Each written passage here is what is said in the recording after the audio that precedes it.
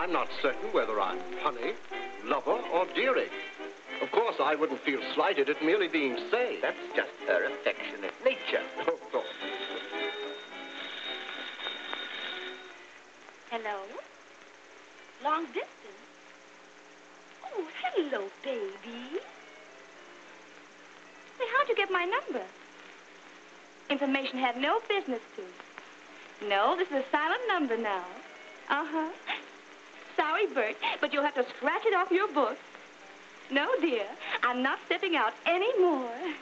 All my time strictly engaged. Uh-huh. Sure, for always. I'm going around with the finest boy in the world. That's how it is. But thanks for calling us. No harm done. Goodbye, hon. You see how utterly frank and ingenuous she is? No attempt at concealment. It is beautiful. Beautiful? That's a nice boy. I used to know before I met you, sweet. Aren't you afraid of making me jealous? Huh? Oh, you don't have to be. No? But was he crazy about me? Really? Ooh, he used to ask me to marry him every night when I went out with him. He did, huh? But I couldn't take his type serious. No? No, he was just a nice boy with a lot of money. You know, a grand dancer, good for 1 million laughs. But to love, I've got to have a nice, dignified man like my baby, with gray in his hair. You know what I mean, honey. I've got to have someone to talk seriously to about books and things. I don't look it, but I'm deep. Is that right, baby? Well, of course it is. Don't you love erratic books, Mr. Darling? You mean erotic, dear. Oh, yeah. I was reading the most original one this morning. I love to turn the hot water on and sit in the tub and read. That's cute. I got so interested this morning that the water turned freezing, and I didn't know it. Well, I can see that you prefer worthwhile things, Miss Price. Hasn't my baby got nice hair? Oh. That's the first thing I noticed about him. You remember that night I flashed the mirror at you? Do I? Oh. Isn't life full of coincidences? If I hadn't flashed that mirror at him, we wouldn't be here now. That's so. Believe it or not. And did Papa go crazy over Mama when she flashed that mirror at him? Didn't Papa? And how did Mama get? Huh? He go crazy, too. Did you? Who do you love? Well, who do you think? Huh? Oh, I'd hate to name the wrong girl. Oh. How do you make your eyes snap like that? I'm goofy to trust eyes like that. How do you like my sheik, anyway? Well, he is rather irresistible, isn't he? I'll say he is. He's just a naughty little Casanova, that's what he is. That's what I am. I'm afraid this isn't very thrilling for Dick. Oh, you like to see us happy, don't you, honey? Yes, of course. Lucky in love, lucky in love. What else matters if you're lucky in love? Come on, baby, sing it. All right. Lucky in love, lucky in love. What else matters if you're lucky in love? Ah, there we are. Well, it's been a charming evening, Miss Price. Listen, honey, I know how it is. And any time you want a nice, quiet evening, you come right along up with Brent. And if you just say the word, I'll have my girlfriend Claudia for you. Well, yes, thank you. Kiss me goodnight because you're my baby's best friend. There. You can always kiss me goodnight because Yes, thank you.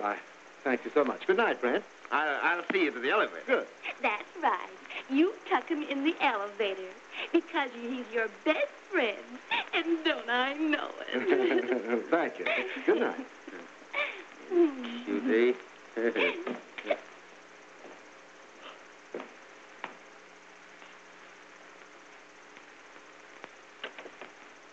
Well, Dick, now that you've seen her, what do you think of her? Now, do you understand? Perfect. Huh? Well, can't you see what she's done for me? It's quite apparent. I was getting to be an old man before my time. It was all in my mind. She's shown me that. I can see that she has.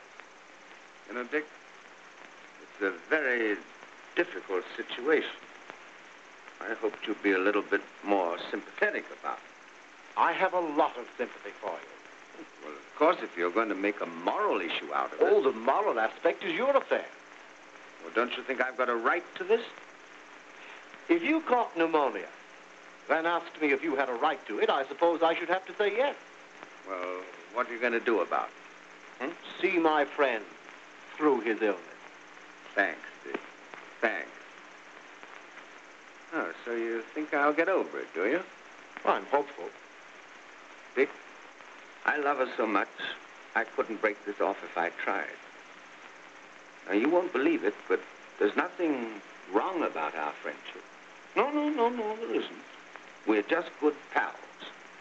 The other thing hasn't come into it. Well, it'll have to run its course. But listen here. What? There must be no complication. Helen must never know of this. You owe her that. She won't. I've got my wits about me. Well, that's encouraging. I'm going down, sir. Good night, friend. God bless you, Dick. Remember, the old wit. I will. Good night.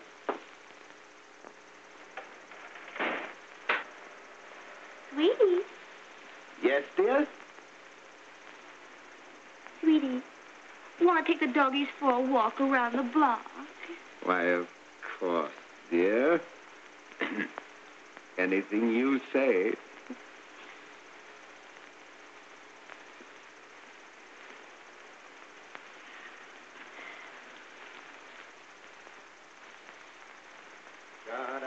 Da-da-dee-dee.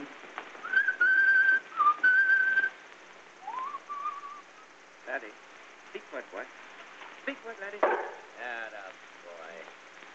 Atta boy. Come here, laddie. Here's a big piece for a big dog. The master gives you such little chips, he must think you're a miserable little poodle. It's an insult, isn't it? Even to be compared to two poodles. When they bark, they go beep, beep, beep, beep, beep, beep. Darling, when you've barked sufficiently, I'd like to absorb this letter. Can you imagine anything more ridiculous than a big, strong man with two little bits of poodles and a leash? No. I wish you could. There's nothing more ridiculous in the world. So, Is that letter from Henry? where did you see that? What are you talking about? The funny sight. The man with the two little dogs. Oh, somewhere on the street. I don't know. Everybody was laughing at him. Mm-hmm. Is Henry coming home this weekend? Well, I'm afraid I must go out of town. Oh, Cleveland again, I suppose. Yes. Nuisance, isn't it? Rather. That business has strung out Yes. sometime. I'm getting fed up on it. I don't wonder. Well, I suppose Henry and I'll have to go to the moon room together. And the little dogs go beep, beep, beep, beep, beep. Peggy, Peggy, Peggy. Huh? Oh, I was just talking to Laddie. Oh. It's just my way of telling him that it will probably be a very pleasant weekend for Peggy. Oh. Who's Peggy? Well, there isn't more than one, I hope. Who are you talking about? Well, don't you know Peggy?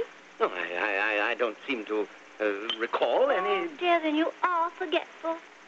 Where did I meet her? Now try to remember. No, it's too early in the morning. Oh, I see.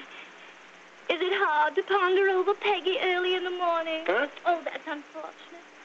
Great Scott. I never heard such utter, absurd, idiotic nonsense. Well, I suppose there's a great deal of such nonsense in the world. Look out. Be careful, laddie. Your master only likes little dogs. Now, see here. I loathe little dogs. And let me tell you something while we're on the subject. A dog? There's a proper time to be funny, my dear. And this isn't it. Oh, you don't believe me, then? I'm so glad you've denied it. Well, I do deny it emphatically. Well, you see, until now, I didn't quite know. I wasn't certain what there was to deny. You weren't, huh? You see, I haven't had a chance to look over my detective's report. You've been... I have it in the desk over there. Suppose we compare notes.